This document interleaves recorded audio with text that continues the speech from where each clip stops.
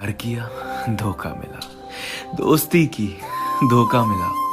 जिंदगी में जिस चीज की शुरुआत की ना कामयाबी ही मिली, ना कोई रिश्ता निभ सका और ना ही काम में कामयाबी। मैंने बहुत सवाल किए खुदा से कि हर बार मैं ही क्यों, हर बार मुझे ही क्यों ऐसे टेम्परेरी लोग दिए जाते हैं। मैंने तो अपना 100% हमेशा दिया, चाहे वो दोस्ती हो या प्यार, हर बार 100% दिया। तो फिर ये सब मेरे साथ ही क्यों? यूं ही हार के मैंने एक दिन खुदा से सवाल किया, तो पता है मुझे क्या जवाब मिला?